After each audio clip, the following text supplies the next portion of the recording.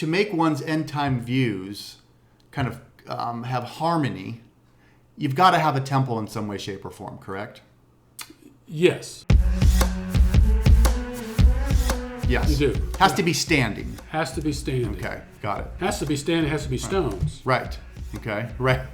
Yeah, Exactly. It can't be made. Can't be. Okay. It's got to have stones. That's a new one. Thank you. Okay. But the whole deal has to be there. You got to have the priesthood, animal sacrifices again. The whole deal all over again. Everything's got to get going again. You get this Antichrist. The Christians are gone. They're gone. Okay. Now what happens? Well, literally, all hell breaks loose because the Antichrist breaks his covenant with Israel. Okay. And you got Armageddon, and the only thing that really saves the world at this time. But everyone starts to get slaughtered, right? Is it everyone, or is it just the Jews that get slaughtered? Well, this is something that a lot of people who hold this position don't like to get out. You'll talk to people who hold this position and say, God is redeeming His people again. The Jews. We were living in a parenthesis. We were living in a time in between where God was dealing with this new thing called the church, which was never prophesied in the Old Testament. It's different and distinct from Israel. Okay. And so God has been dealing with the church for about 2,000 years. When the rapture takes place, God is going to deal with Israel again.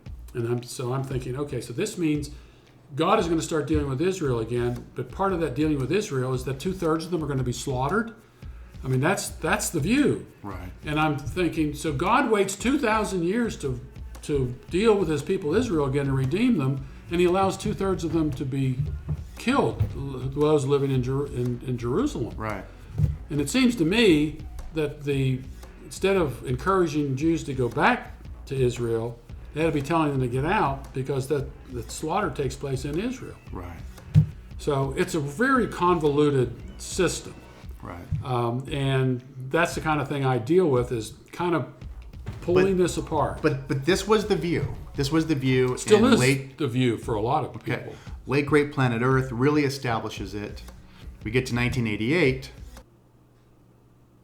There's no rapture. Right. Edgar Wisdom wrote a book called 88 Reasons Why the Rapture is in 1988. Which is a great title. A great title. Right. Yeah. Crazy book. Right. But a great title. And you've got a window of opportunity to sell some. Right. He actually gave those books away. I remember going to Fair enough. some event. I don't know if it was a Christian Booksellers Association, and they would bus people in from the hotels, and on every seat on this bus was one of those books. And I debated Edgar Wisdom on the radio in 1988. In 1988 you did? Yeah. So this is before, he had made the prediction, and this is for September. Right. And he says, if I'm wrong about this, the Bible is wrong. Well, that was his view. Well, he was wrong. That's good logic, right? Yeah. So he comes out with a new book in 1989 saying, I forgot that this is supposedly a NASA scientist. He forgot when you go from BC to AD, you lose the year. It's like being born. Right.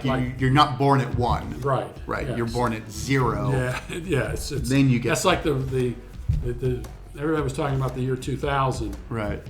As being significant. No, it was really 2001. Right. That's really the 2000 years. The end of that period. So anyway, that was kind of, But it didn't happen. No, and I think that was the psychological death knell to the position.